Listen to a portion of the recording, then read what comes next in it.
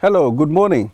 You're watching QTV this morning. I am Ibrahim Balde. We are back again after a very long, smooth, sound, enjoyable, relaxing holiday. I don't know of you, but I had a good time. I relaxed. Dama over no paleko, enjoy na kobuba. And, I wish Tobaski with something like this, yeah. Exactly. So we are back on another edition of QTV this morning. I am Ibrahim Balde, and of course I'm here with Julde Njai. But Julde doesn't seem to relax. I think she was fishing some stories outside. Yeah. Julde, how are you? I'm fine, Ibrahim. It's crazy. I mean, to some extent, yes, I relaxed, but not that much because I was here on Friday. Yes, I was here on Friday, and I was here yesterday as well. Oh. So, yeah, so not much of it means your Friday and your Sunday, so Monday? Yes. Monday, okay. Mungma melal ni tesa Monday, No. Yeah, so it's Tuesday, so yeah. Mr. Momodu Mboj, so how have you been? Tell us about your holiday. I've been all right, but first of all, absolutely, Julie, that's the career you've chosen. Yeah. Unfortunately, news and programs, they don't know that it's a holiday. You know what I mean? Somebody ought to tell them, if you know what I mean. Right. Yeah, boy, it was fantastic, yes, when you get to rest. But afterwards, I got bored. I wanted to come back. To work? Yes. I was just tired of idleness. You know what I mean? Yeah. You know, go out to the beach. No, I don't. When I used to live in Kololi, it was easy because the beach was just a stone's throw from where I lived. Now in Bruceville, it's quite like that. So, and I'm wanted to come back to work? Yes. I'm flabbergasted. From yesterday. Yeah, fine. He missed the African round. No, it's just the whole ambience. Just sitting there, you're researching all the time, and somebody will say something funny behind you. You turn down maybe and laugh, and you'll hear two people on the other side. That's work for you. Absolutely. So it's a whole ambience that one misses. Mr. Mboj, I mean, at some point, if a person don't know Mr. Mboj much, you tend to think Mboj is a very reserved person. But for us, working together, we know Mr. Mboj is that jovial type of a person, and you interact with people a lot. But if one didn't know you, because even at the initial stage when you were at QIT, that's how I looked at you, as more of a very reserved person. I mean, he doesn't interact. But I later found out, oh, it's a different thing. This guy interacts a lot, So yes, that is what it is. Yes. You socialize, my good uncle. That's kind of true. Exactly. So on the program, we are going to turn the way things are done here today. Yeah. We will be talking to the director of, is that the director? Yeah, it's the director of physical planning. Director of physical planning. Yes. Mr. Aliu Baji. We'll be talking about the mandate of the physical planning. The mandate is very significant, but there are a lot of things that surrounds the physical planning, and we would like Director Baji to table that out. Probably most people would be very interested in this topic today, because there are a lot of rumors and there are a lot of things happening around physical planning, even the way we plan our infrastructure, the way we do our things. Most of these fingers point out to physical planning. Where is physical planning? What have physical planning done? I mean, even if there is demolition at some point, people will be like, "Hana physical planning join them permit purungen defli." What is physical planning going to say about this? Good morning, Mr. Baji. Good morning, everyone in the studio, and good morning, viewers. I will say physical planning, technically, is a department under the Ministry of Lands, Local Government and Religious Affairs. It's one of the technical departments at the ministry there. Physical planning is housed with 3 units. That's the physical planning unit, the development control unit, and the housing unit. And solely our responsibilities and our mandates are, we are responsible for land use. We're also responsible for the planning aspect of this country. We are also responsible of monitoring of the developments and equally also issuing of development permits. We are also responsible of looking into the housing deficits or the housing needs of this country. That's the role of physical planning. Yes. Exactly. I mean, very important role there. I mean, for over the years, what have the physical planning been doing when it comes to the Gambia's infrastructure? Yes, physical planning have been doing a lot because of fine, as you rightly said, many things will happen. People will say, where is physical planning? But there are many things also happening which are not mandates of physical planning. However, if you ask the question, what have physical planning been doing? I will start with, let's say, Banjul. If you look at Banjul, there was a time it was very well congested. Then physical planning looked into the issues and see how can Banjul be decongested. Then they come up with this, the Fajaras, the Fajara layouts. That was the first thing they did.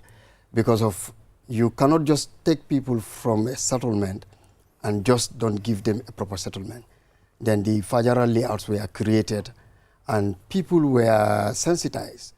And because of, if you look at the Fajara plots, they are very big. So if you look at Banjul, the plots were small and people were too much. And if you look at that time, the type of structures, almost 80% of them were discreting houses. So when those things were, the idea was sell to the people of Banjul and give them the opportunity that you can have a bigger house and have a bigger compound, then that's how Banjul was decongested. Then we come up with the Kanifing layouts, the estates, and the Kutu layouts. You look at the Brusubi. Brusubi was a physical planning initiative. It was designed and demarcated by the Department of Lands and Surveys and later given to Social Security for them to manage it. But it was a physical planning initiative. And physical planning, what they normally do is when settlements, let's say, are growing and the government feels that it has to provide housing for the people, then physical planning will be tasked to look at an area which is suitable for residential purpose, and the area will be identified. And it will be submitted back to the ministry, who will take it to cabinet. Then it will come back to the Department of Lands, who will do the base map. So from the base map, then physical planning will start the process of the designing of that layout. So that's what physical planning do. And if you look at the other things also physical planning do, because if you look at Gambia, most of our settlements, people settle before planning. And if you look at the master, the land use plan we have is updated, is outdated since 2020. And a new one was developed through the help of UNOPS, but yet to be approved. So in a nutshell, development is way ahead of planning. We will acknowledge that and we'll also not shy away from it. But equally also, if you look at the local settlements, people tend to give out plots without informing physical planning. So most of the time, we are only aware if there are issues, either access blockages or maybe there are issues on maybe double allocation from the local authorities. That's the time if you go there, you see, oh, this is happening here. Or maybe one of the person who might be lucky to be sold a plot or maybe given a plot by the local people want to document it. That's the time you know, oh, people are here. So these are some of the challenges also we go through. But that's really what physical planning does. Yeah. So what are the things that you look out for to come to the conclusion that this particular plot or land is suitable for residential purposes? Well, because of, if you look at just, I say that, let's say, for example, the land use plan is outdated. Right. Okay, there are determinants to qualify an area to suitable for residential. For example, if you look at every settlement, at the outskirts, you have the farmlands. After the farmlands, mostly you have the bushes. So when expansions are happening, they start from the farmlands. That's why if you look at mostly when it comes to land use master plans, they will have an implementation strategy of every 5 years. That will give you a projection of the settlement and what is the expansion of the population. So the expansion of the population will determine how much land will be needed for housing. That's one. So number two, if you look at an area, because the first thing if you look at an area for, let's say, for residential, I will give a typical example. Let's say Carnifin South. Let's say Carnifin Estate. I don't know whether you people know that place very well. After the market, if you immediately pass the market, there's a junction which turns and goes to Old Joshua. It's a very big, wide road. That's around the prison. Yes, just it goes to the prison. You understand? So that wide road was not just created because of the space. Let's say maybe you don't have anything to do, but during the study, it was found out that it was a waterway. You understand? So it's better to leave it open so that still when people settle, water will still have a channel to go there because it goes up to back out to those gardens. You understand? So normally that's what we do because of if you look at everywhere, there are waterways, natural waterways. So now if you look at an area, for example, I can give another example. Let's say Java. If you look at Java, where the social security estate is, the first option was opposite the estate. But when we did the study, it was found out that that place have too many depressions. And if you want to put an estate there, many people might not be able to develop it. It will be very expensive and maybe even it will tamper with most of these waterways because that end is very critical. So the opposite was identified because one, there was an existing lease where the owner of the lease applied for change of use. And as per the size of that lease property, government forfeited 70%. So it was an advantage on government where it will not acquire too much land from the local landowners for compensation. And the waterway was also only on one side. So when that was done, it was identified. But unfortunately, physical planning did not design the layout. It was designed by Social Security. So for them, they did not factor that waterway. That's even if you can remember, was it in 2022 when we have that flood? Because of that, when the water comes, it has to follow its way. So it causes that, that issue. So now, if you look at, for example, coming back to your question, how do we determine an area for residential? Okay, for example, as I just tell you, if you look at the settlement, after the settlement, you have the farmlands. So into the farmlands is where the settlement will grow into, but it has to be done properly. You will not be, you shouldn't take all the farmland as residential because people also have to live. We have to farm and live. If you don't do that, which means you are preventing people from having their livelihood, especially the farmers.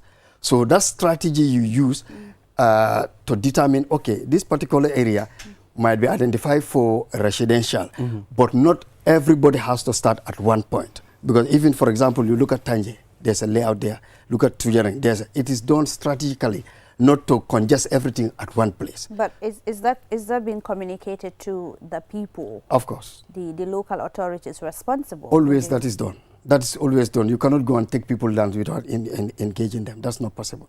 Always. So I just want to get this right. How long has the physical planning been in existence? Because physical planning has been in existence since the First Republic. At first, it wasn't physical planning. These 3 units I named, they were all separate. Then after they were brought together sometime around in the 80s, that's the time they bring physical planning. That time, development control unit was building control, and you have the housing unit. They were put together as one department. Then you were having the survey department, you have the evaluation department, and the cartography. They were also brought together as a survey department. But it has been there since the First Republic.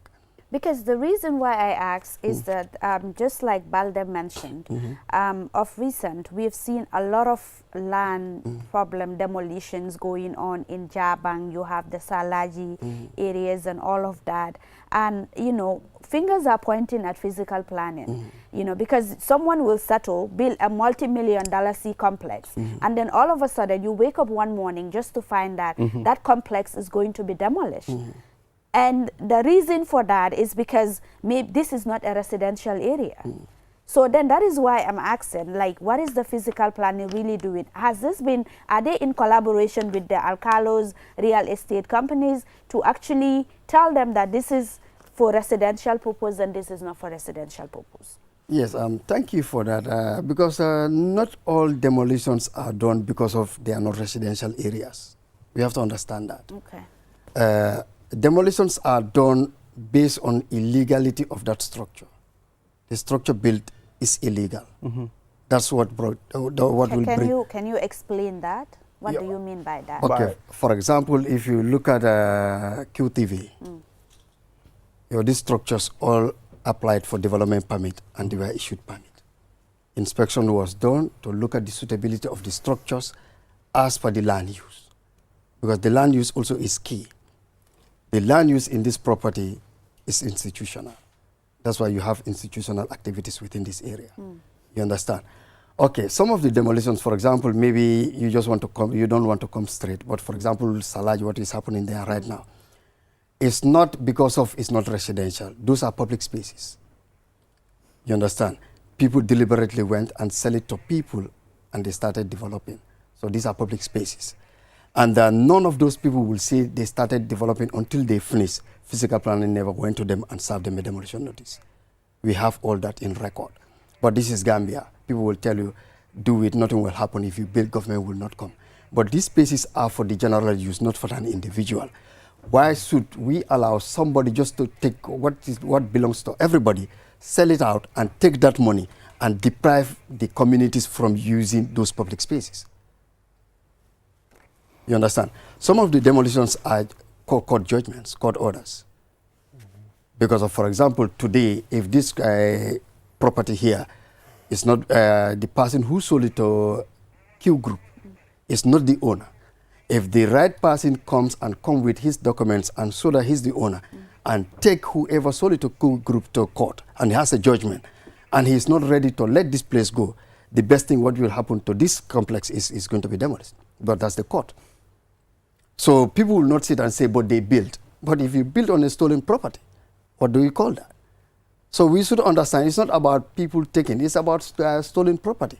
Even today we sitting here, if somebody should take your property and maybe sell it out without you knowing, by the time you realize it, maybe somebody already started, you start engaging that person, he's not listening. You go to the authorities, we start going, engaging that person, serving him demolition notices. He did not adhere. We are not police officers, we don't arrest. The only thing we can do, report to the police. What the police can do, that's the only thing they can also do. But if the person still continue and doing what he's doing, at the end of the day, the last resort is to demolish it, because you, the property owner, don't want that structure there. So this is what is causing most of these demolitions. But people will not go to that angle. The only thing they see, it is built, it is demolished, and they sympathize with the victim. But if the victims will be honest enough and come and say how do they acquire that place, whether the people who sold it them give them the right title, whether they have the right permits to build that, they have to be honest to the general public. Everybody knows it is very painful because of they spent money there. But do we want to say if I buy a stolen vehicle and it is taken back and given to whoever is the owner, should people sympathize with me? Even though I don't know it's a stolen vehicle, but I'm equally a thief. So what about... Are you also proactive in your work? Of course. Exactly. I want to know there are lapses. I mean, as much as these people, sometimes they take advantage of certain things. But what have you done as physical planning to teach the people, to sensitize the public? This is what you have to do. I mean, physical planning, doing lende dega sa. The sensitization bit, fine. Okay. Can I clear that before you come in? I think what I'm going to ask. No, because okay, go on. All right, okay. Go on. No, okay. What I want to say is, the only thing we can do is inspection, stopping, and serving demolition notices. That's what we can do. And if you look at Salaji, this is not the first. How often do you inspect? No, because I feel like if you are doing the inspection regularly, I mean, all of these things could have been averted. No, okay, let me just come. Because physical planning, if you look at physical planning, our concentration is not only Salaji. We are responsible for the whole country. You understand? And if you want to say that we're just going to Salaji every day and be inspecting that, that's practically impossible. With the manpower we have, we cannot do that. That's not possible. You understand? For me, what I believe in is fine. It's our responsibility to make sure that we monitor. You understand? We do our inspections. And we do that. But the thing is, if you are stopped and you are told that you don't have a permit, it's your responsibility as the affected person to make sure that you have the right documents before you do what you're supposed to do. And this is not the first time demolition is conducted at Salaji. It has been done there several times. Even some of those people, by the time they were selling them, they find rubbles there, but they still buy. And when we go, we tell them you cannot develop here, they will not listen. Mr. Baji, so this is really what the point is. So now here, I want to get this clear, right? I get a permit from you people. Whether it's residential or commercial, it doesn't really matter. So I've decided to build my house or commercial factory, whatever you want to call it, right? So whilst I'm building, are you required to be regularly inspecting? Yes. You are required to do that. Yes, and I can clear that for you. Under normal circumstances, if you are issued a development permit, every stage you are going to do, you have to inform physical planning so that we'll come to the ground and confirm whether you are building as per the approved permit. If I do not inform you? Because we might not know. Because, for example, you are issued a permit. For example, we are doing other works because we are not just sitting there, maybe monitoring your account or maybe every day coming to check whether you started or not. It's your responsibility as the developer to inform physical planning, I wanted to start my project. A team will be sent to come and inspect. And after that stage, physical planning will give you a certificate on that stage. What if they do not inform you? So if you don't inform physical planning will not know. Sometimes during our routine inspection, we accidentally stumble in some of those projects. What we do, we will engage the workers, ask for the plans. If it is permitted, we go through the plan and check what is built. If the approved plan is in accordance with what you are doing, then we allow you to proceed. So what do you mean by you accidentally? Because if you have your scheduled inspections, it's not accidental. The reason why you've got your scheduled inspections is for you to see these things, who is complying with regulation and who isn't. Yeah, right. Yes. So I just do. No, are you telling me that? No. If I say accidentally, for example, we have scheduled inspections, you understand, because we have zones. We have different teams put certain settlements in a zone where certain technicians will be responsible to monitor those areas. And even if people apply for development permits, those files will be minuted to those technicians so that when they go for inspection, they will take the same opportunity to inspect those particular areas as per the applications. Okay, for example, you are given a permit, and for example, let's say Carnifin. Okay, the team went to Carnifin for inspection. So during their rounding at Carnifin, you were issued a permit. We never know that you started. So when they find you building, then that is time they will come to you and check. You understand? So if we check and find out that you are building, we'll check the permit, confirm with what you are building. If it is in accordance, then we'll confirm that you are following the development permit issued to you. Okay, sometimes some areas where, let's say, people don't even apply for permit. You just go on your routine inspection, you find them building. You understand? You will engage them, ask for their plans. If they show you the plans, if it is not permitted, we look for two things. We'll serve you a notice and ask you to bring your permit, your drawings, plus your title. If you bring it to the office and it is checked and find out that your title is intact, your drawings are okay, you will be advised to process your permit while you hold on to the construction, unless the permit is approved. But if we find out that you are building in an area where One, it is within a dispute area, or maybe within a court area, or maybe within a reserve. You'll be stopped forthwith, and you'll be communicated that you cannot continue this construction here because of A, B, and C, and it will be captured in the notice served to you. Okay, let's get this right, because Mr. Baji, I feel like there is a gap on the side of physical planning. That's just the honest truth with what you've said here. Because, for instance, if I buy a land in Yuna or in Mahmoud or something like that, and it's for residential purpose, but few years down the line, the area is well developed and all that, and I feel like I can use it for development purpose, maybe an institution or a factory or something like that. I mean, it's my land. I have the right to do whatever I want with the land, so long as I have the land. So can't I just go again, reapply for it, to transfer it from residential to development? Because things have evolved. You are missing your words. From residential to commercial or to industrial? No, from residential to commercial, right? Yes. Yeah. That's what we call change of land use. Okay. People apply for that. And it's allowed? Yes. If you apply, the site will be inspected and checked whether it is suitable or not. For example, if you look at this area, it is predominantly residential.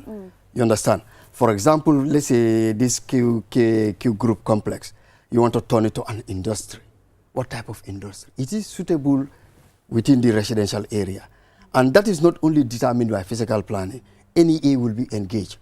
Every relevant stakeholder who has a stake there will be engaged to give their input as per that request. That's why even if you look at the change of land use, because we have what we call the planning authority, will sit over it because a report will be done to inform the planning authority as per what is happening on the ground. So they will look into that report and advise. Sometimes even the planning authority will go to the ground to recheck and confirm. Then you will be advised whether that application for change of land use is suitable or not. But it doesn't just happen randomly like that. You see, the problem for me, Mr. Baji, is this. The way you explained it, theoretically, that's what should happen. But now we look at the reality. Would you say that for most of these demolitions, you are to some extent culpable because they managed to build where they shouldn't have done? And you said to us earlier that you should regularly inspect. Yes. To make sure that they're conforming to regulation. But when they finish building, some will tell you, I lived here for 10 years. There's been a failure on your part as well. People did the wrong thing in building where they shouldn't. Exactly. But you didn't do the thing you that you should. You didn't intervene earlier. In inspecting fairly regularly and stopping them at the earliest possible time. Yes, maybe you are missing when I explain the type of demolitions we do. For example, if it is a court order, honestly, that has nothing to do with physical planning, because the thing is, by the time you are building, physical planning never know, let's say, where you are building is owned by somebody. Some people even build within court orders where they are demolished. They even have leases. Let's ignore the court order. No, I'm just trying to... I know what you mean. No, because if we don't clear that, it will confuse, because we do different type of demolitions. You understand? The ones, for example, at Salaje, I told you, we've been serving these people more than 10 times. You understand? For I can give you a clear example, even in Yundum, where we visited with the Honorable Minister. We find these people building. That guy, we started stopping him since when he was molding blocks. He did not stop. We were there with the minister. Even the wet blocks they laid, we pushed them down. The following day, he came and erected back again. So sometimes, because of we cannot be everywhere all the time. That's not possible. Because we don't have the capacity. That's practically impossible. But the thing is, for example, if you are served a notice, you as the person, is your responsibility to make sure that you regularize whatever you should have. But you cannot do blindly and go and continue building. But many say, Mr. Baji, it seems to me that you've just confessed there to some extent institutional ineffectuality. You are essentially ineffectual. Absolutely. You are overwhelmed by the work so much. We cannot be everywhere all the time. Obviously, one knows that. But one would have thought that you would have decentralized. There should have been a system. Offices or whatever all over the country. There should have been a system. No, so there's no system. You're overwhelmed. No, wait. We have offices all over the country. But they are not effective. No, wait. Each region, for example, for Rafeni, we have 2 personnel. How many villages are in North Bank? You go to Soma, we have 2 personnel. How many villages are there? You go to Pase, 2 personnel. You go to Janjambura, 2 personnel. Look at West Coast, how big West Coast is. Not in maximum, maybe 15. So the thing is, this is my point. You're overwhelmed. Yeah, I know, we agree to that. But the thing is, if you are never served, you can take that as an excuse. But if you are served as a human, let's say, for example, as a person building, it's your responsibility to regularize that. And the other thing is, no matter what happens, you should not build without a permit. That shouldn't happen. But again, is there no alternatives to demolition? Is that the only thing that... No. I tell you, demolition is last resort. There are alternatives to demolition. For example, and those also comes in different categories. For example, what I said when it comes to the court case, you understand? You have your judgment, is your property. You understand? He built. Okay, the guy who, the judgment, the court winner can say, okay, fine, I won the court. Now I want to negotiate with you because you already put a structure there. He will sell the land to you, then you continue. Those are negotiable. That's between the owner, not physical planning. That is those clear. things happen. It's the other bit. You understand? It do happen. Yeah. You understand? Even at government, for example, government will even allocate a plot to, let's say, Mr. X. You understand? During the identification, maybe they misidentified the plot to you. You understand? Okay, you built in a wrong plot. And the guy who was allocated that plot came and found out that you built into his plot. And your plot is there empty. We do negotiate, and you'll be relocated to that other plot. Then this guy will maintain this other plot. Okay. But your documents also has to be changed. They will change it. You understand? Probably the dimensions might be different. No, even if the dimensions are different, sometimes, because you have to negotiate and come to terms. Okay, even sometimes you, when you don't even put a structure, maybe you just fence it. Some will even say, okay, now I will compensate the fence and take this other one. People also do that. Sometimes even within government layout. For example, somebody wrongly sold an individual plot to you. You develop it, then it is found out that the plot sold to you, the person who sell it to you is not the owner. You understand? Then it is found out it was allocated to Mr. X. Still at that level, because of the Department of Lands and Surveys will do a survey report to confirm whether is this exact plot which was allocated to that person.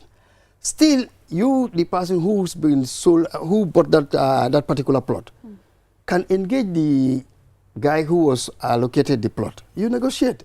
It's up to him. If he or she agrees, you can negotiate. He let the plot to you, you buy it, then you continue. Okay. That's not physical plan. But if the person insists that he wants his plot, it's not physical plan to say no. I hope you understand that. They have to follow the right procedure. Yes, because these are the laws. Yes. Thank you. Thank you, Mr. Baji, for coming on QTV this morning. But this is not enough. We want more time because we need to deal with a lot of issues when it comes to physical planning. You know, we just want to put our departments to check so that we can have, a very smooth, and cordial relation with everybody. You understand? So when you demolish my home, okay, I have this feeling, it's physical planning. You understand? I'll not talk about the courts, I'll not talk about the owner, but I'll be pointing at physical planning. Agreed. You know, in fact, there are people who think physical planning does the demolition. You understand? So thank you very much for talking to us, and we hope to engage you more in the future. Yes, thank you, and we'll be glad, honestly, because of this sensitization you are saying, we cannot do it alone, honestly. And for me, I think the Gambia media houses, let them not sit and wait until when problem happens, they start engaging authorities. Honestly, we are here all to make sure that we sensitize people and inform people what they're supposed to do and what they're supposed not to do. But if you want to wait until problems are around, most of the time, even if you talk to people, they don't listen. That is true. Because they are already hot. That is true. Mr. Baji, so we are open to it, and inshallah we'll be ready. What we do now, we are calling on the physical planning to come and buy airtime on QTV. We don't have that money, honestly. No, you have to come either on QTV or Q Radio. We have a nationwide radio. No, we don't have the revenue. I will not lie to you. You don't have the revenue? We don't. No, physical planning? In our budget, no. If I tell you, even this land use report they are shouting, we only collect $200 from it. But how many 200s are you collecting? Well, they are much. That's millions, but it doesn't come to physical planning. Go to central government. But it's physical planning's, subvention at the No. We are not subvented. We are just giving cash allocations to our budget lines. Then that would be very difficult for you people. Yeah, no, honestly, that's the challenge. So it's difficult even to get into the media to talk to people if you don't have the revenue, if you don't have the funds But tell your authorities you need the revenue, to do certain campaigns. But for me, I think also you people can make a platform where you look for sponsors. Then we can come and you have followers, following. Honestly. How active is your website? We don't have a website. In this digital era? Physical planning doesn't have a website. No. It doesn't worth lying to people. No, what I mean is... No, but why should we lie to people? No, what I mean is, because you've said that, with the media, yes, we should be very much engaged in being given reference. Sure. You're absolutely correct. Yes. But we're also saying that you should be more proactive with information. Yes. Do you have a platform where you volunteer information and people can learn about The only platform we have is at the ministerial level. Or you only have a WhatsApp group? No, that's only at the department level. It doesn't cost much to have a website. No, I don't say it costs much. But because it's all right to have it at the ministry level, but you just have... because we we even wrote to the Minister of Digital Economy for them to help us with a website. Yes, because even our IT officer is working close with them. Okay. You understand? But the thing is, I hate lying to people. I will not come here and paint it nice as we have a website. And people start checking, they don't see. It doesn't tell well. I honestly think that you should digitalize the system. With all these lapses, all these challenges that you're facing, if you only digitalize the whole system, it's easier for you. It's easy to track, to know someone is building. But government is working on that because currently we're working on a national land policy, which is going to work on all those things. Every land in the Gambia will be registered. It will be digitized, and there will be cadastral mapping, and all the boundaries will be clearly demarcated, both on the map and on the ground. That will happen. Okay. All right, thank you, Mr. Baji, for talking to us. Yes. You can give us the contract. We will design a website for you. Now, Francis, my boss now design websites, Jibril. We don't have money so we can create a website for you. For physical planning don't have that money. Just a small budget. We don't have. You cannot even provide 300,000 for us. We don't have it. No, honestly, because I cannot come here and just start to say things nice when I know it's not available. Yes, well, thank you, Mr. Baji. It's you're not welcome. that this is not a place where we hold, people responsible for certain things. We just want to table out things. We just want you to tell us your own side. You understand? So we are all partners in development.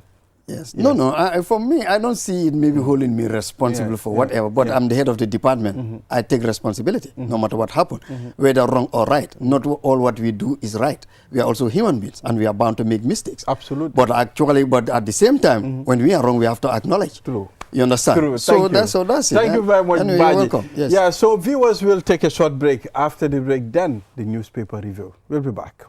QMoney is back again with its easy-to-use, secure and convenient mobile app that allows you to carry out all your transactions.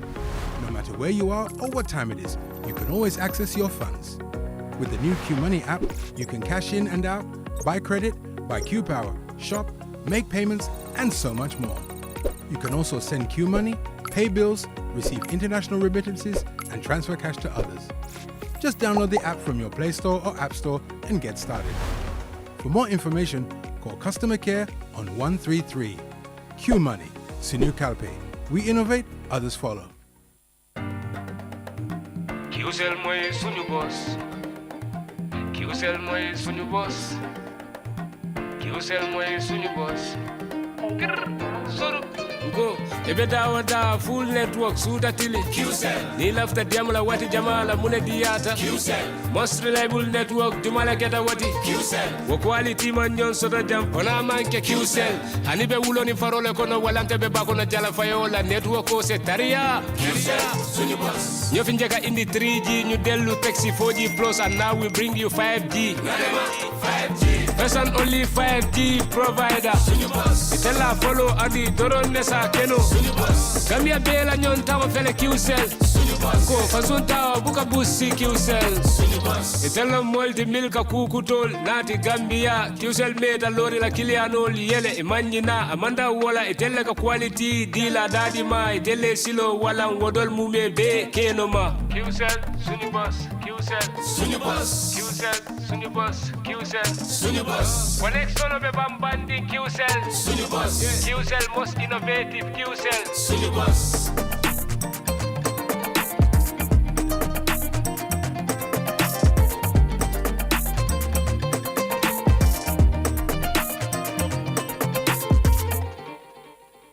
Q Money arti webi na fitora gol.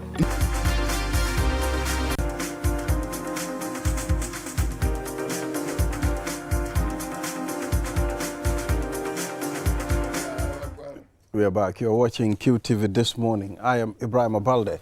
Now let's move to the African code, then the newspaper review. The wise man avoids seeing the angry bull. The wise man avoids seeing the angry bull. An angry man, a hungry man is an angry man. Where's this quote from? Do we know where it is from? Is it an African proverb, or is it just a quote? I wonder. Probably it's from Guinea-Conakry. No, you don't know. You don't know. You can't guess. It's sort of a. It's right, an African proverb. It's an interesting metaphor here. It is. Yes. Yeah. So, what is your own point of view, Mr. Mboj? Well, it seems pretty direct, obvious, isn't it? The wise person. You avoid danger, isn't it? An angry bull is dangerous, so you try to avoid it, avoid seeing it. Well, yes. Does it make sense? Well, obviously, avoid seeing the angry bull. Well, yes, that's the thing to do. But what can you do to avoid it? I suppose there's emphasis on wise. How do you have foresight? Maybe to avoid. Maybe to see potential, potential danger. I suppose this is about foresight. The wise man here would be sort of foresight in order to avoid it. Yes, how can you smell danger before it occurs? Occurs, yeah. That's the magic, isn't it, of sort of imaginative thinking. There's no formula, you know what I mean, that can lead you there. Yeah. I suppose this is just, that's why wise man. A bit of wisdom is about imagination, I suspect. So how can you see it before it occurs? Yeah. Extraordinary. Yeah, I think for me it's more or less paying attention to details, to be sensitive about around your environment, to actually know what is going on. In order, because there are certain things you tend to underrate them, that this won't cause much, but it actually causes a lot of danger and threats to you and to the people around you. So I think for me it's just paying attention, to be attentive to situations, and then don't underestimate situations. But you see, this is the key. How would you interpret situations? I think having a deep sense of history gives you that perspective to make that kind of judgment. Right. Without that historical background, as it were, embedding, then your interpretation of a situation, your judgment of it could be a bit iffy, could be a bit naive, perhaps. So be careful there. One must have a deep historical sense, really. That will allow you to see certain things that others might miss. But handling situations, I mean, it's telling you, you need to know how to handle situations before they get out of hand. If you know this is not a go area for you, I mean, you should avoid it, because there are repercussions, you know, which might, you know, your actions might trigger certain things, and they can, you know, go the wrong way. So it's about knowing how to handle situations. when they arise, and how to avoid certain situations. I mean, for there to be peace. I mean, to bury the hatchet. You know. What about? You see, sometimes, especially morally, sometimes you find yourself in situations where to do something would be dangerous. To follow a certain line of action, a certain course of action would be dangerous. Yeah. But it is the right thing to do. You see, in situations where matters, this is where matters would emerge, or great heroes. Yeah. So sometimes... Then you take the bull by the horn. Yeah. Sometimes, you take the bull by the horn. The American civil rights leader once said, sometimes you need to get into good trouble. As the person said, sometimes you get into good trouble. So, yes, this is the wonderful thing about some of these proverbs. It can lead you to all sorts of, you know, ways or the paths. So this is it. Sometimes people, you must do the dangerous thing because it is the right thing to do. I don't know. Not many people can self-sacrifice, I accept, but some people do. But finding yourself in situations where you have to do the most dangerous thing because it is the right thing to do. I mean, that's a crazy situation. I know that. It takes 1 in every 100 to take that risk.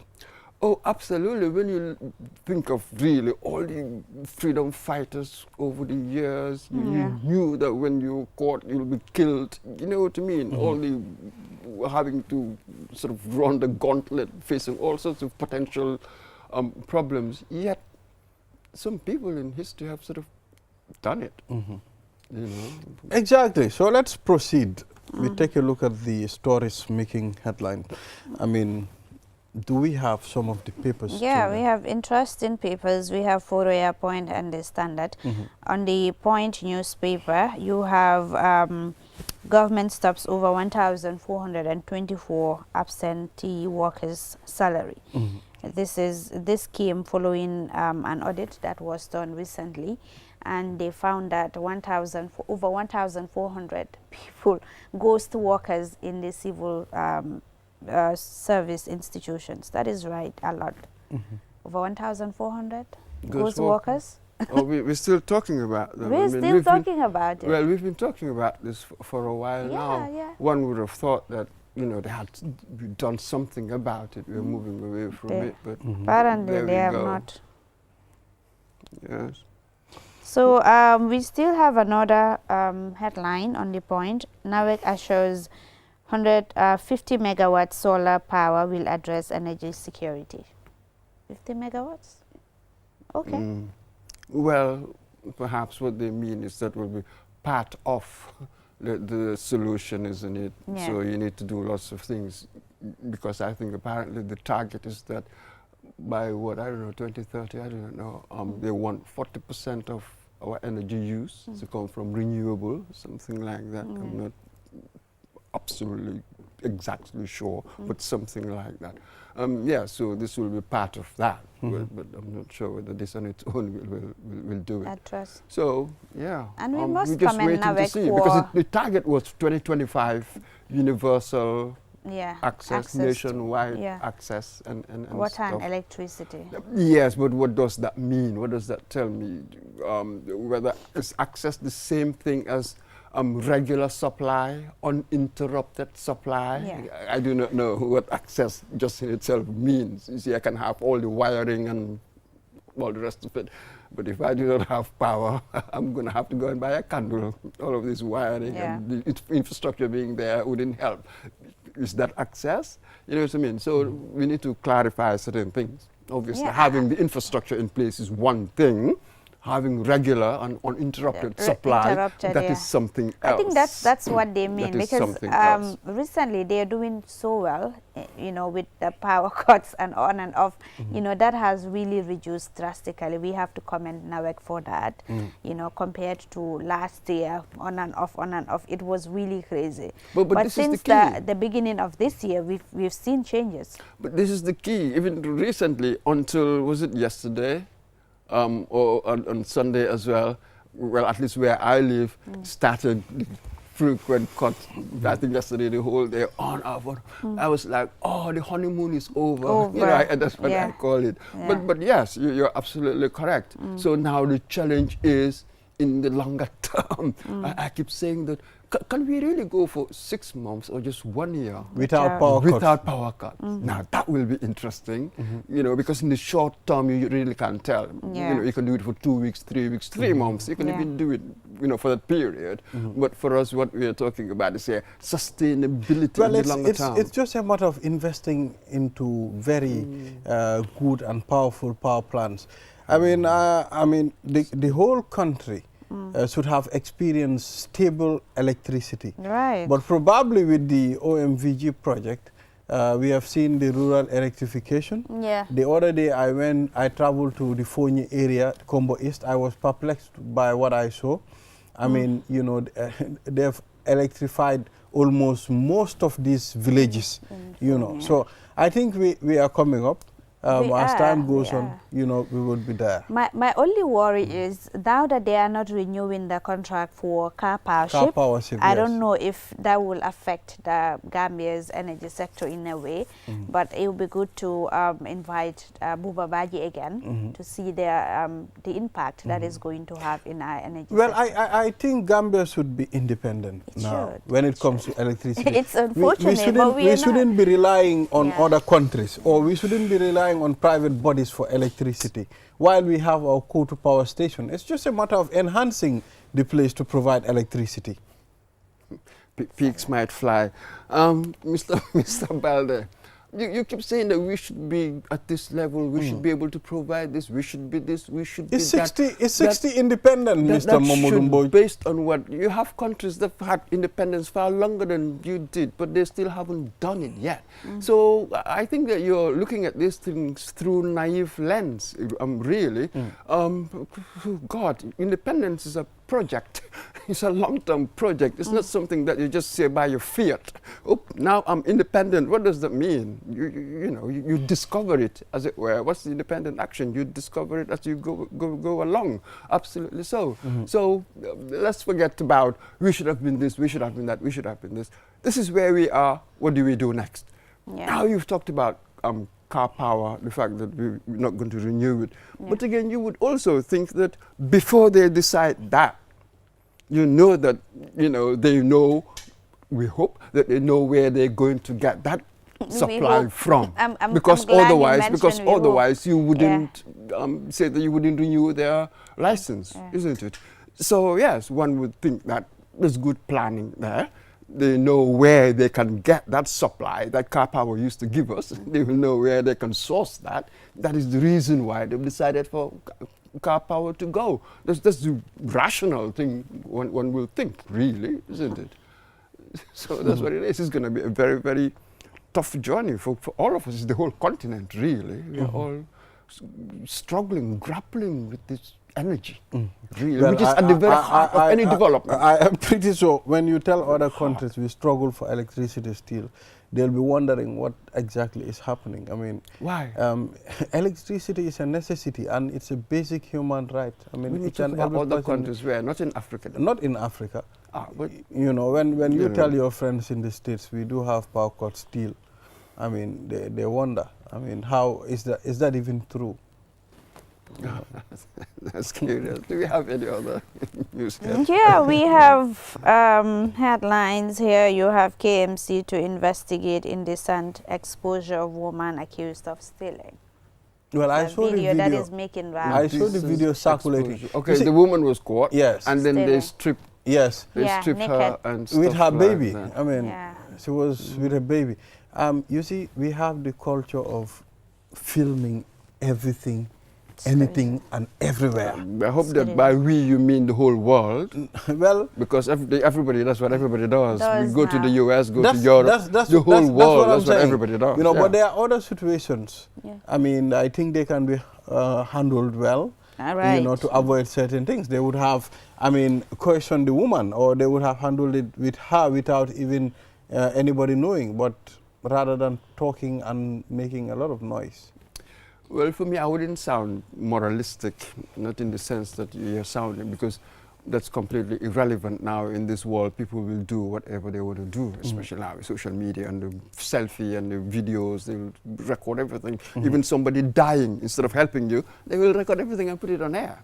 So let's just take that for granted. But it's here to stay. That's now, the abnormal key is, when it comes to police officers. I'm not sure whether it's abnormal. What do you mean by abnormal? You shouldn't expect it of them. It's abnormality, I cannot tell. What is important is that when these things occur, what do authorities do? It is always about institutions, how you deal with people. People will just try to take advantage, will try to get away with whatever they can. Whatever I can get away with, I will try to do so. It is institutions that regulate my conduct. This is why we talk about good institutions. They regulate people's conduct, otherwise there will be penalties. If people do not have these mechanisms in place, individuals just follow what we want to do. We just want to do what we want to do. If we can get away with it, we'll do it. That's really what it is. So as a nation, you make it difficult. This is what they call commitment devices. You make it difficult for people to do the wrong thing, but easier for people to do the right thing. If a nation doesn't have that, we are in trouble for a while. Yeah. Exactly. So any other thing, Julde?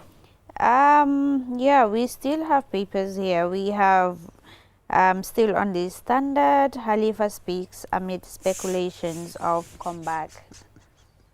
I don't know. Fascinating stuff. Yeah. What happened? He's coming back?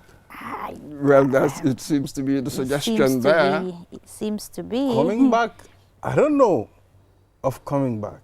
Halifa speaks amid speculation. Speaks amid speculations. So what happened? Is he You see, clearing he's the not air? saying that, Is he but clearing the It's air that amid- no, he's not coming back? Oh, yes, he's coming. Khalifa speaks, that's it, amid speculations. So it's not Khalifa saying that he's going to come back. There are speculations of a comeback. Yeah. Yes. Come back to what? Or come back for what? Maybe to to strengthen our political scene again, probably. Let's grow up here. Absolutely brilliant voice. For some of us, perhaps the most radical example that we've had here, really, when it comes to politics, political awakening, as it were, for some of us in the 80s and the like. He's done his bit. Perhaps it's time for other leaders to emerge, younger ones. We want continuity, but you also do not want that cult of personality. Yeah.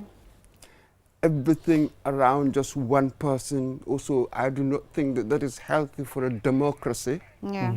So you must have other younger leaders emerging for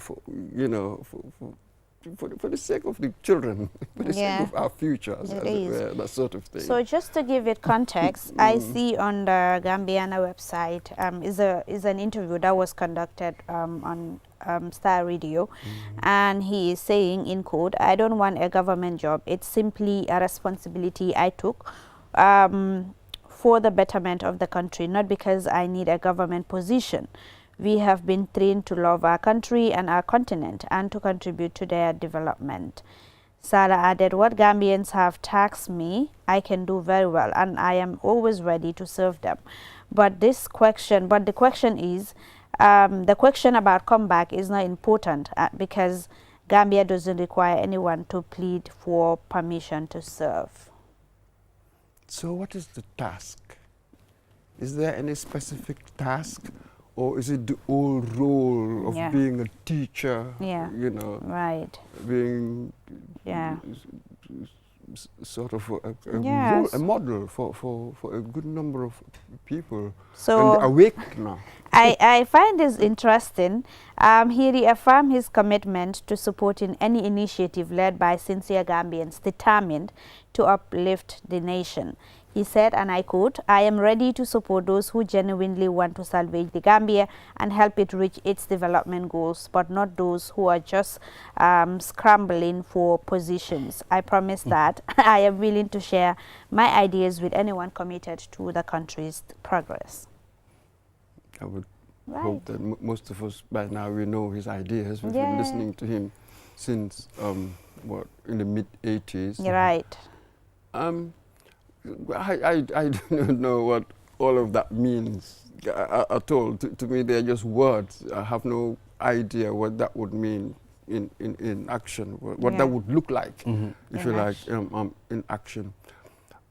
Is he going to contest the presidential election in 2026, for instance? I think that's specific enough. One would want to know that, you know, stuff like that. Is it about that? Is it about contesting elections? Or is it about more advocacy, more of the advocacy, what he's been doing? So I do not know specifically what actions are implied in the word. Thank you, Mr. Mboy. Thank you very much. We've already exhausted this segment. And at this point, we'll say thank you and tata. You know, we will see you when you see us again. Now we'll take a short break. After the break, then we take the last segment of this program. We'll be back. Kiumoni arti webi na fitora gol no yawi te non kadi no moƴƴi kiumoni a wawa wadde piji ɗin fow kala ko wonɗa wattu kala a wawa hendade mbuudi maɗin e o kiumoni apke song a wawa nattinde mbuudi ma ɗum yaltina soda crédit soda kiw paba soda ko falaɗa te non kadi wawa hen yoɓude himɓe e ko heewi ida wawi kadi nuldude kiumoni yoɓa bilji maɗin te non kadi hendoɗa mbuudi ko yaasi nulda himɓe kadi mbuudi fi nafitoragol ɗum no weeɓi yahu ka play store ma ɗum ka app store fi wawa fuɗɗade fi heɓugol hen ko laaɓi noddu kiwmoni customer care e 133 kiwmoni suñu kalpe minen udditi lawol ngol si woɓɓe jokki kiwmoni e muruntananne koteke anilañi mobile app sone yaringo a lannayata ndun e sekuwol be keno iɓe dawoda wati o wati e se munafanno ila kodola anin kiwmoni lañi mobile app kuto ise kodo dundino ye kodo fintinde ise crédit ko sanno ye kiw power sang ye feŋol sang ndun fanan ise mol jono anin ku jamalu ise kiwmoni kino yela bilol jo ndun fanan bantala banko se kodo kiyeno ise kodo fanan kino do kotenye pour que munafanñinna a download sign play store anin app store ni laftaka kusenango soto je kiwmoni customer care commandi 133 kiwmoni suñu kalpe ntollenga silo walang dole mol noma kiwmoni delsina ak sen mobile app bu bees bi orna gawna te it mun nga ko jëfande ko pour def ci lo buga fo mun dine wattu bu ne mun nga jot sa xaalis ak kiwmoni mobile app bu bees bi mun nga dugal xaalis génne xaalis jënd si crédit jënd si kiw power jënd lo buga ak yu bari mun nga ci yónnee kiwmoni fay sa bill si jot xaalis bitim réew yónnee xaalis ci noo ko bëggee looy def yombana downloadal app bi léegi ca play store bu dul loolu app store pour nga door pour am si lu leer koolal kiwmoni customer care si 133 kiwmoni suñu kalpe ñoo xaali yoon wi ñeneen toppa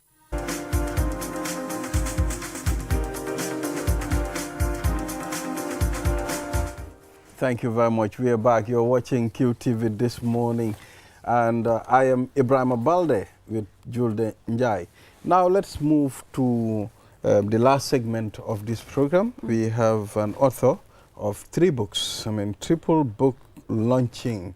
You launched them already. Oh, this Saturday coming? This Saturday. Oh, Saturday we are launching this book. And the author is Dr. Yaya Cham. Yes, please. You know. Very interesting. The books looks very good, and I am pretty sure when we delve into the books, we will find it very interesting to read. You know, Julia, these are the books, and they look great.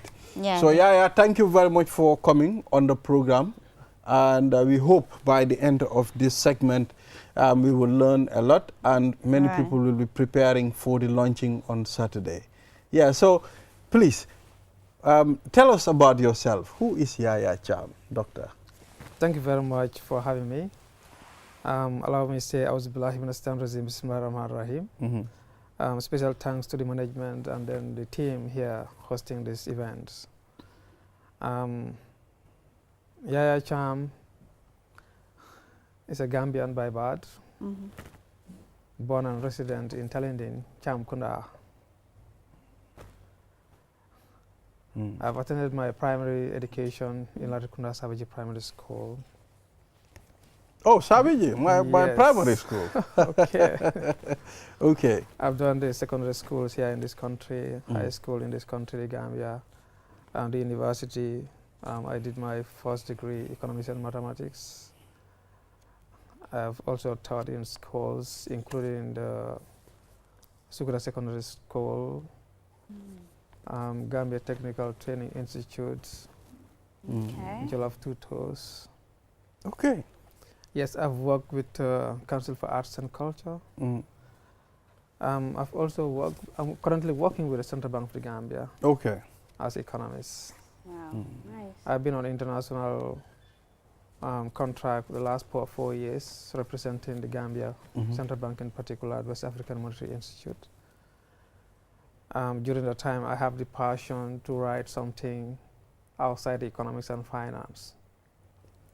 An inspiration driven by my academic advisor and the substances depicted in one of the books originates from my mother and some of the discussion I had with women in respect of the relationship between mother and children. Wow. If that gives you who I am. I'm a Muslim. Mashallah. And then I share my time with all, including non-Muslims.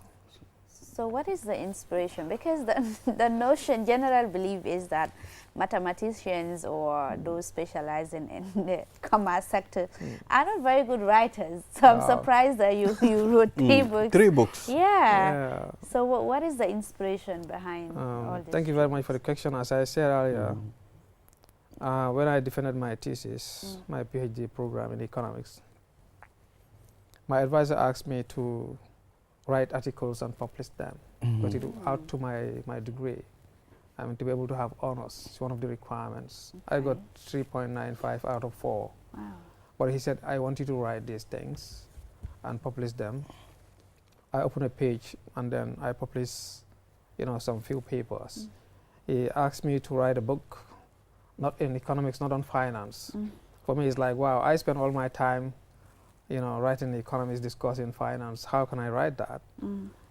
But he pushed me, and thanks to God, at one time in my life, I had a long discussion with my mom, Yahadi Siangor, and then, we discussed quite a lot of things so long years ago. And then it was a mixed feeling. We laughed over issues, over matters. And I said to myself, how I wish I could record the conversation. Was very interesting, so rich. I wanted to document the conversation. At one night time, I woke up and then started to depict, to recall and write, jot down all the points we had in our discussion.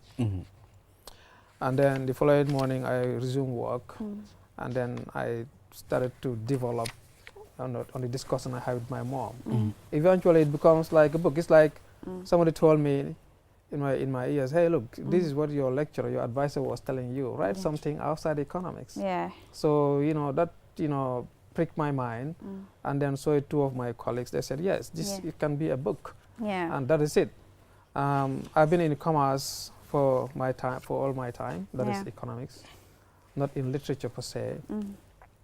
But some of these things are like either you are pushed or God gifted, ability to do. And I feel the content of the book should be known by all and sundry. It may not necessarily be completely perfect and apply to all, but I have the strong feeling that I should communicate, to the people what I knew about mother's relationship with children. And then from there, the other books come up. That is the He Beat Me Hard. Whisper Beneath the Bruises. Whispers Beneath the Bruises. It's like a campaign against domestic violence. I'm not better than all the men on earth. I have emotions, of course. We all have temper, perhaps. I feel we should control our emotions and our temper. We have done quite a lot of bad things to people, and they reserve us. To God himself in particular, we have done a lot of wrongs, and he still keeps us. Absolutely. He forgives us. Why would somebody, your wife in particular, given to you honorably to take care of, causing mistakes or non-mistakes, you just keep bullying or whipping the woman all her life? I feel it should be known to the people. Of course they know, but to re-echo it, to document it, to write it in the form of a book, and tell the world, look, this is not the way to go. Let's protect women, let's protect children. By extension, let us build a good nation. Being a bully in the house is not a good thing. I stop here for now until further questions. Wow. So is this from life scenarios that you have witnessed, or it's something that includes the conversation you had with your mom? Does this also include about physical abuse, domestic violence, and all that? Okay. The conversation with my mom is specifically on Ties That Bind.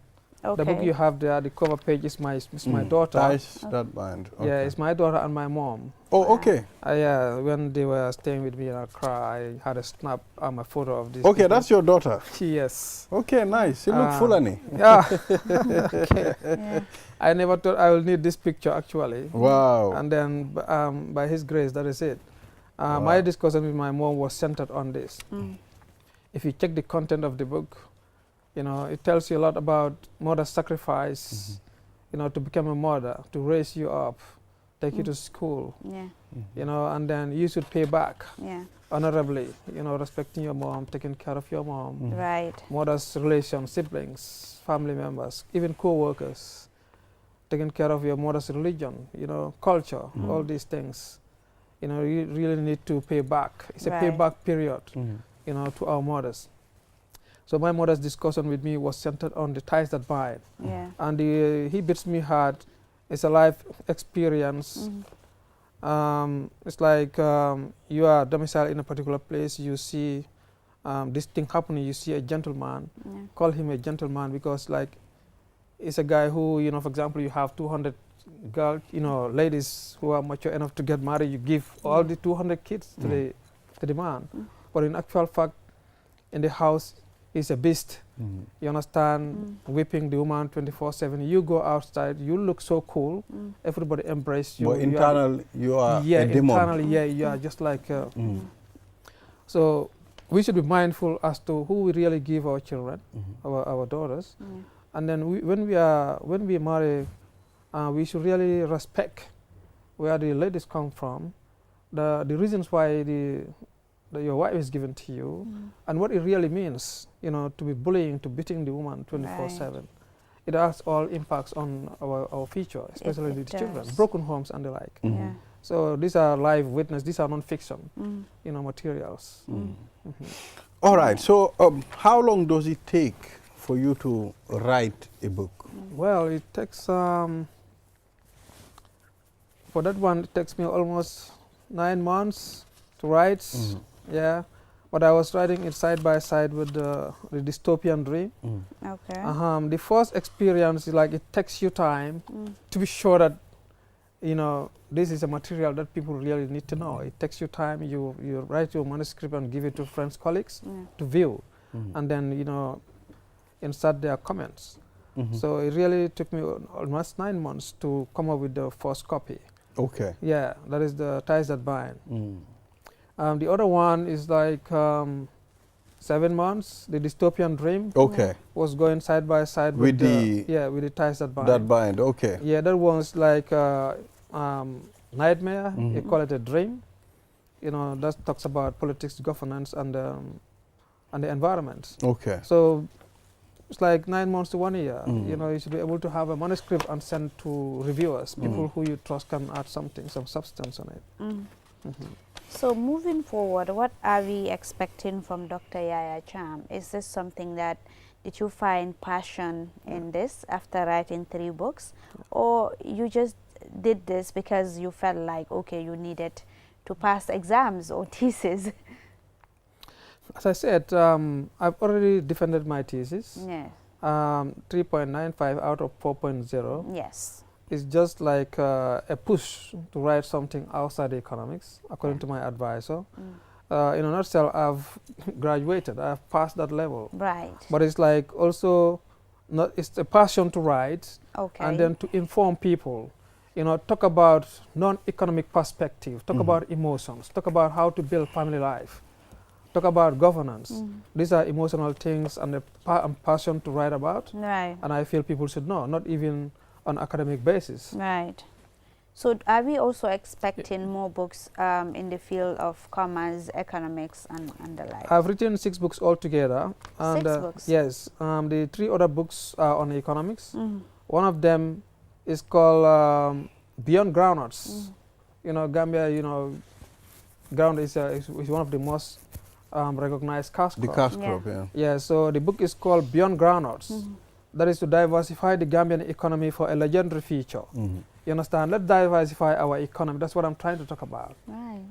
The book talks about pre-colonial Gambian economy and the colonial Gambian economy and the most recent economic developments in the country. And the other one is about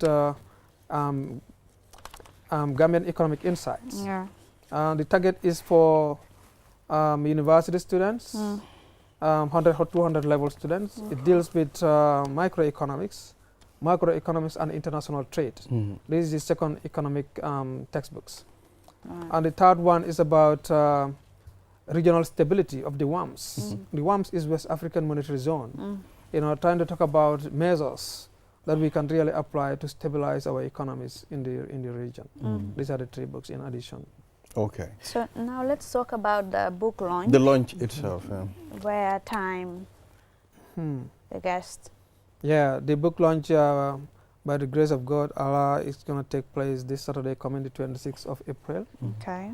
At the Kairaba International Conference Center, 11 a.m. prompt. You are all invited. Okay. All right. So who are the people that we're expecting to be part of this launching? If you go to a country, or let's say I want to start that to say that, you go to a village, you have to visit the alkali. Absolutely, right? absolutely. As a nation, you visit the apex body, the office of the president, to tell him, look, you are invited to the launching of my books. You have the biggest audience. Come and witness what is in the books, and put it in your programs, in your policy documents. Reorient your institutions to take note of the content, the themes of these books. And the president accepted the invitation, and he delegated this guy, Honorable Babukar Boy, to represent him. Minister of? Yeah, Minister of Civil Service. Service. Yes, Public Service. And then we are expecting Honorable Fatou Kinte will be the reviewer of the 2 books, The Ties That Bind and then He Beats Me Heart. The gender minister. Yeah, the gender minister. And then Professor Chernobari will review. I owe you. Chernobari, the President Gambia Writers Association. Chernobari. Yeah, Chernobari. We'll review the other book. We have Alma Metal will be there. He's a poet, he's a writer. And then he has a legal background, because some of these things, they have legal connotations. True. Then the MC Cha will be there. Bar Association. Yeah, on account of our experience or specialization in legal issues. Okay. And then Rohi Malik Low, the mayor of Banjul, will be there. Oh, He's going to mayor. be a speaker as well. They have the audience and to come up with, to hear and spread the news about domestic violence. That would be interesting. Yeah. So are the books selling already? The books will start to sell them maybe the very day of the launch. The event. The event. And have you already priced them? Oh yes, the book is $1,000 to $300. $1,300, okay. And then this He Beats Me Heart is $1,300 as well. And then the Dystopian Dream is $1,500. $1,500. Yes, please. I think this one should have been more expensive because, I mean, this has to do with a connection between a mother and a child. Yeah, I understand, but it's like it's about the costing and the way how much I spent on each. Okay, so are we going to have them in our bookshops as well? Yeah, I invited the Minister of Education, the libraries, Timbuktu, Fladu Publishing and so on, to witness the occasion and check if the books are relevant, for sale in their stores. The Minister of Education in particular, since we are talking about the future generation, to prepare their minds in respect of their relationship with the parents, in respect of their relationship with their husbands and wives. It should be, I suggest, should be in the school curriculum. Before they escape us, they should be assessed, on these things in the school curriculum. Absolutely. To be able to know before they leave school and become very good citizens, very good husbands and wives, very good children who will pay back to their parents, very good citizens who will really take care of, the governance issues, the politics and the environments where we really live. Absolutely. Yeah, so thank you very much, Dr. Yaya Cham, for coming on QTV this morning. And I hope you've extended an invitation to QTV. Yeah, I've sent an invitation to QTV. And then check in the book. Okay. I have copies for you. We have 3 invitations here. For you, for the okay. Yeah. Okay. All right. Thank you. So I will send these invitations. This is for Julde, and that's mine. Thank and you. I'll send this to our GM. Okay. Yeah. Yes, I'll send it to the GM. Thank you so much. All right. Thank you very much, Julde. This is all we have. Yeah, until we come your way tomorrow for another edition. Thank you. And congratulations. I mean, it must have taken you a lot to write such interesting books. And we wish you all the best. Thank you so much. Thank you. Thank you. All right. So viewers, this is all we have for today's edition of QTV this morning. And I hope to see you again tomorrow. Have a wonderful day.